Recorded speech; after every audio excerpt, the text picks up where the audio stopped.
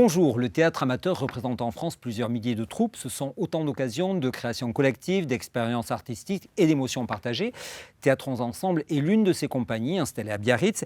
Cette association est en fait bien plus qu'une simple troupe de théâtre et je vous propose de la découvrir en compagnie de Mélissa Gary-Santamaria. Bonjour, vous êtes présidente de l'association et comédienne dans la troupe de théâtre. Bonjour, Bonjour Mélissa. Et Sandrine, bonjour. Vous êtes comédienne également, metteur en scène et également secrétaire de l'association. Sandrine, en fait, tout a commencé avec un site internet. Oui, tout à fait. Oui, c'est bien ça. Donc, Une idée de votre part oui. Pour mettre en relation ? Voilà, l'objectif, c'est de mettre en relation les comédiens, les metteurs en scène pour créer un lieu de vie, de communication, de synergie, où on peut mettre ses petites annonces, comme à l'époque dans les journaux, cherche drap, cherche danseur, ou alors on peut y mettre son agenda, tout simplement. Tout ça à titre, bien sûr, gratuit. Hein. Et donc ça avait démarré en 2019 ? Exactement, en 2019, tout à fait, oui. Quand on s'est dit comment on va sortir de là, de cette Covid, qu'est-ce qui va se passer ? Et je me suis dit, c'était l'occasion voilà, de recréer une simulation entre nous tous. D'autant que moi, j'avais participé à une troupe amateur avec le Théâtre du Rideau Rouge. Et c'était moi qui vendais les pièces. Et tout le monde me demandait, tiens Sandrine, est-ce que tu pourrais pas nous vendre ce récital ? Est-ce que tu pourrais pas nous trouver un metteur en scène ? Est-ce que tu connais pas ci, ça, là ? Et ça m'a donné l'idée en fait de créer ce site pour connecter les gens, tout simplement. Aussi bien donc tous les amateurs, mais il est aussi utilisé par des troupes professionnelles. Oui, tout à fait. Il y a des professionnels qui vont mettre, par exemple, des stages de théâtre. Il y a des communes qui vont mettre leur agenda. Oui, c'est amateur et professionnel. Et en fait, un lieu d'échange en ligne qui n'existait pas avant. Alors, sous cette forme-là, pour le Pays Basque, pour la région, non, je ne le connaissais pas, il n'existait pas. D'accord, donc quelque chose qui a été bien utile. Et puis vous êtes dit, après ça, créons notre propre troupe. Oui, c'est ça. Comme nous voulions jouer assez régulièrement et qu'il y a peu de troupes amateurs qui tournent à un rythme régulier, dans le sens où la plupart des associations de théâtre amateur, en fait, ce sont des ateliers. Donc, ils donnent des cours de théâtre de septembre à décembre. Après, en décembre jusqu'en mai, ils montent une pièce. En juin, ils la jouent une fois devant la famille ou caisse et après, c'est fini. Et nous, ce n'est pas ce qu'on voulait. Nous, on voulait vraiment monter une pièce et la jouer environ une fois par mois. C'est le rythme qu'on a. Voilà. Et donc ça, des troupes comme ça, amateurs, il n'y en a pas beaucoup. Et donc, on s'est dit, on va monter la nôtre. Comme ça, on pourra créer nos pièces et jouer nos pièces. Et grâce à notre tourneuse commerciale communicante, on y arrive très bien. D'accord, donc un site internet, la troupe avec une compagnie, et donc tout ça dans une association. On est allé vous rencontrer plus directement sur le quotidien des activités, c'est ce qu'on vous propose de découvrir.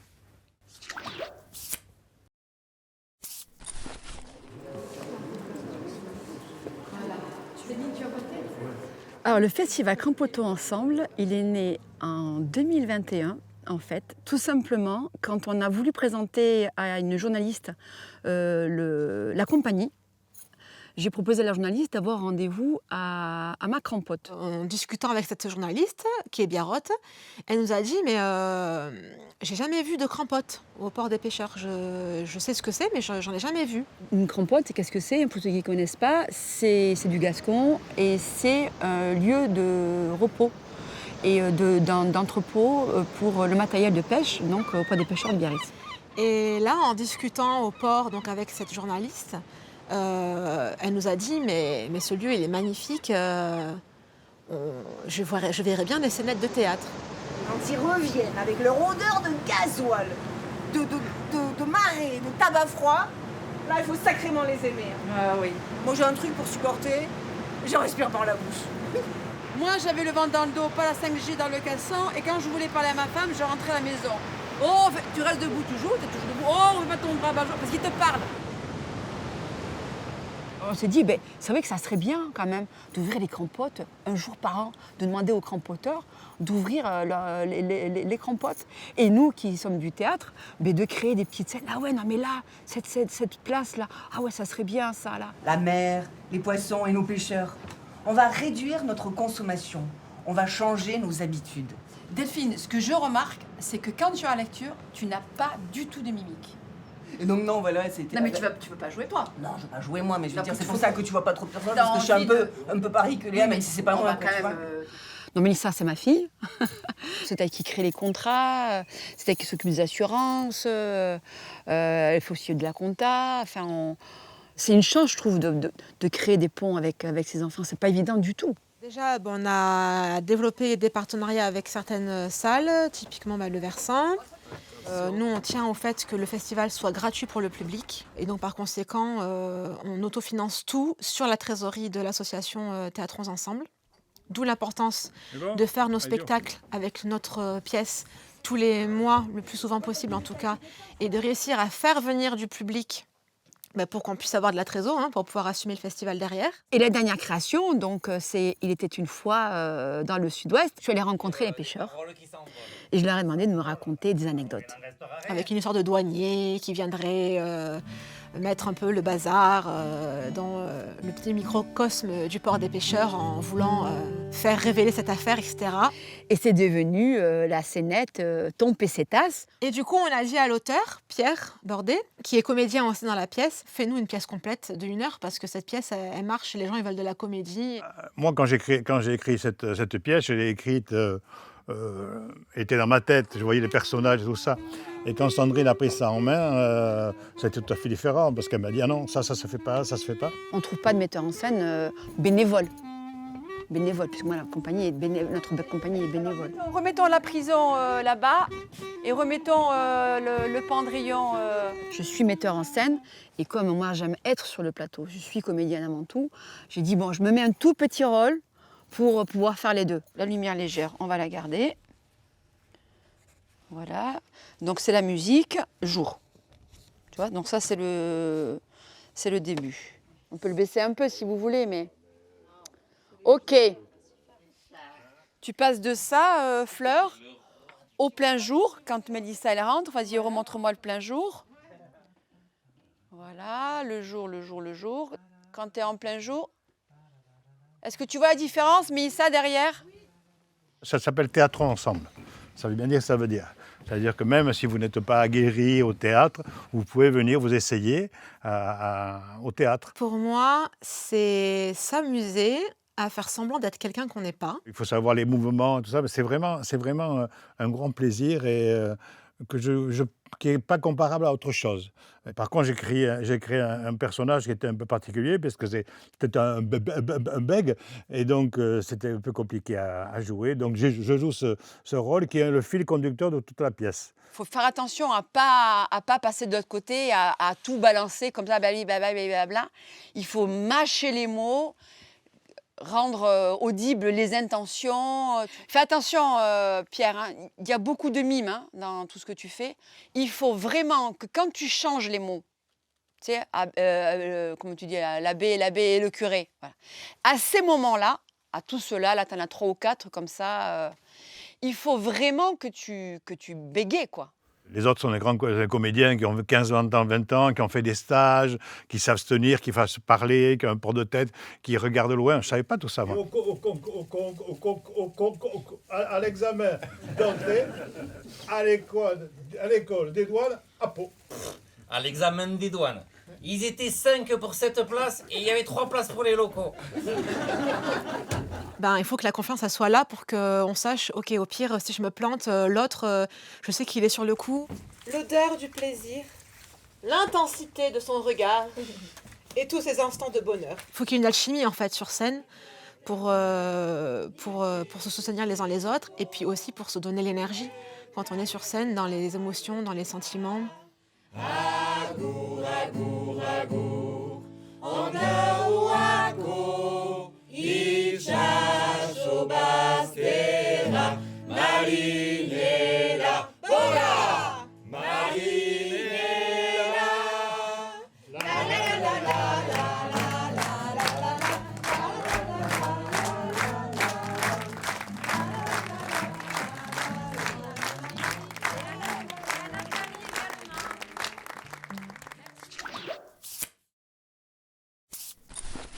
Mélissa, Sandrine, donc au-delà des activités qu'on a découvertes, je voulais qu'on revienne sur les comédiens qui sont dans la troupe.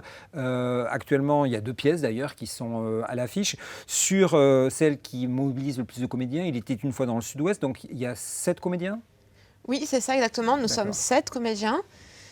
Et en plus, vous l'avez dit tout à l'heure, Mélissa, vous êtes une troupe amateur, mais avec un nombre de représentations assez conséquent. Oui, on essaie de jouer environ une fois par mois, sauf les mois d'été où tout le monde part en vacances et à Noël on ne fait pas. Mais donc oui, quand on monte une pièce, on est toujours très clair sur les conditions en disant que les gens s'engagent pour minimum 1 an. Et au rythme qui se prépare à avoir au moins un week-end par mois de répétition, plus un week-end par mois de représentation. Et assez fréquemment, les pièces, enfin le temps de la répétition, de la préparation, ensuite de la représentation, ça peut durer 2 ans, plus même 2 ans, je pense que c'est le maximum qu'on ait fait jusqu'à maintenant. Il était une fois dans le Sud-Ouest, on l'a monté pendant environ 1 an. Maintenant, on la joue depuis 1 an, ça fait déjà 2 ans. Et là, on va continuer à la jouer jusqu'en septembre prochain. Donc, elle aura tourné 1 an et demi. Et les précédentes, c'était les mêmes comédiens? Ça change? Comment ça se passe? Non, à chaque projet, à chaque nouvelle pièce, les comédiens changent. On fait un appel à recherche de comédiens dans notre réseau et aussi à travers du coup, le site internet Théâtrons Ensemble pour trouver les comédiens de la nouvelle pièce. Voilà. Donc, et Sandrine, vous disiez en fait ces comédiens parfois ils interviennent aussi dans d'autres troupes. Oui, tout à fait, oui, exactement. Oui. Ils jouent avec la compagnie Théâtre Ensemble et ils jouent avec avec un autre atelier. Ils ont aussi un autre atelier dans lequel ils s'exercent parce que nous, dans la compagnie, on ne donne pas de cours, hein. On fait que de la création. D'accord, ok. Donc en fait c'est une grande famille, des gens qui se croisent au fil des créations. Oui, c'est exactement ça. Ouais, on se connaît tous en fait. Hein. À chaque fois que j'ai besoin de quelqu'un, j'appelle un comédien, je lui dis tiens voilà, j'ai besoin de tel profil, envoie-moi, est-ce que tu as quelqu'un de cet âge-là qui pourrait aller avec ce rôle-là? Et puis on l'envoie. Et puis aussi on passe des annonces pour quand on recherche des comédiens. Et puis voilà, c'est une nouvelle aventure encore, une nouvelle rencontre. Par exemple, Lucas et Frédéric qui jouent dans Il était une fois dans le Sud-Ouest. Je n'avais jamais travaillé avec eux, donc c'est une découverte. Pour eux, pour moi, et c'est très riche en fait. Et la prochaine pièce, celle qui est en préparation, elle va nécessiter encore plus de comédiens, je crois. Une dizaine, oui. D'accord. Donc là, pareil, avec le site, recherche Exactement, de comédiens, il y a une newsletter qui part une fois par mois et sur laquelle il y a toujours ce petit système d'annonces. Et donc, je fais passer une annonce, voilà, je cherche tant de filles, tant de garçons, les profils. Je mets succinctement un petit peu voilà, les rôles qui vont être joués. Et puis, je mets dans le Sud-Ouest, enfin, j'utilise tous les réseaux possibles pour recruter. Et ça veut dire que le théâtre amateur, il est bien vivant dans la région. Ah oui. Sacrément même. Oui. On parlait donc d'une des 2 pièces qui était à l'affiche, c'était Une fois dans le Sud-Ouest. Vous avez choisi chacune un extrait de cette pièce. Mélissa, on voit tout de suite l'extrait que vous avez choisi. Personne n'a rien dit. Tu pouvais y rester un moment, il te fallait bien un endroit pour dormir. Et puis, ça a bien fait trembler tous les maris du port qui sont rentrés chez eux avec un sourire idiot. Mais au bout de 2 semaines, quand Maya t'a repris, tu avais changé la serrure et emporté la clé avec toi. C'était devenu ta crampote. Oui, moi je l'aime bien cette crampote, je m'y sens comme chez moi. Je l'aime bien cette crampote, je m'y sens comme chez moi. Tu te crois le maire de Biarritz ou quoi? Tu n'es pas chez toi. Moi que oui. Ah écoute, je veux bien être compréhensif, mais il ne faut pas dépasser les limites du rocher de la Vierge. Moi je t'offre un toit pour dormir, et c'est comme ça que tu me remercies. Mais tu n'es qu'un extravagant, un exciteur, un faiseur de fâcheries. Nos pères étaient fâchés. Et je commence à comprendre quand je vois tant de fourberies. Et les pères d'un côté et les grands-pères de l'autre. Mais vous êtes fâchés avec tout le monde là. Ah, écoute bien. C'est mon grand-père Philibert Silhouette qui a créé les crampotes pour entreposer le matériel de pêche. Alors, en tant que petit-fils de Philibert, je te demande de me rendre les clés immédiatement. Oh, que non. Et pourquoi? Parce qu'elle m'appartient autant qu'à toi. Oh, tu peux bien monter là sur tes grands chameaux là. Oui, donc l'intrigue de la pièce, ça se passe au port des pêcheurs de Biarritz en 1962, donc les années 60. Et en fait, c'est une anecdote d'histoire vraie que nous a raconté les pêcheurs du port, selon une anecdote, en fait un fait historique, dans lequel on a appris qu'il y avait donc un douanier avant au port des pêcheurs de Biarritz, et qu'il y avait eu à cette période-là un espèce de trafic, où en fait les pêcheurs biarros allaient acheter le poisson, et en l'occurrence le thon, directement au large sur les bateaux des Espagnols, et revenaient après les revendre à Saint-Jean-de-Luz. Ça leur coûtait pas cher en gazole et en temps de pêche. Et c'est de la contrebande. Et en fait, ça s'était appelé le thon pesetas, le thon acheté en pesetas, quoi. Donc de ça, on a tiré une scénette qu'on a jouée au Festival Crampotons Ensemble l'année dernière. Oui. Enfin, il y a 2 ans maintenant, pardon, qui a eu tellement de succès, qui a tellement plu au public, qu'on a dit, mais en fait, il faut en faire une pièce entière parce que ça plaît. Et puis, c'est vraiment aux couleurs locales et c'est en plus inspiré d'une histoire vraie. Et du coup, on en a fait une pièce et c'est vraiment un succès depuis. Donc, c'est ça l'intrigue. Et l'intrigue, c'est que donc ce petit équilibre où tout le monde, en fait, profite et couvre ce trafic, ce petit équilibre-là est perturbé par l'arrivée d'un nouveau brigadier qui arrive de Paris, qui veut une promotion, tout ça, et qui, lui, voilà, il veut faire respecter les règles. À la lettre, alors que, bon, chez nous, ça se fait pas comme ça, quoi. Enfin, ça se faisait pas comme ça. Et donc, effectivement, là, l'extrait reprend un peu ce... Voilà. Alors, l'extrait, il parle pas du cœur de l'intrigue. Il parle... parce qu'en fait, l'idée de la pièce aussi, c'est vraiment de faire ressentir l'ambiance du port des pêcheurs de Biarritz, qui est vraiment un village dans la ville. Nous, on a la chance d'avoir une crampote au port des pêcheurs. C'est vraiment un microcosme. Tout le monde se connaît. C'est vraiment des vieilles familles biarrottes de plusieurs générations, souvent qui ont la crampote, parce que c'est environ 25 ans d'attente pour en avoir une. Donc, il faut être à Biarritz depuis un petit moment. Et c'est vraiment ça que j'aime beaucoup dans cette séquence, c'est que c'est vraiment voilà, ces petites histoires de fâcheries, de rumeurs, d'histoires de coucheries les uns avec les autres qui font en fait tout le sel des relations humaines qu'on peut avoir au port des pêcheurs, même encore aujourd'hui. Hein. On voit un deuxième extrait, c'est celui que vous avez choisi, Sandrine. Je vais te dire quelque chose, ce flamand délire, ça ne me plaît pas du tout.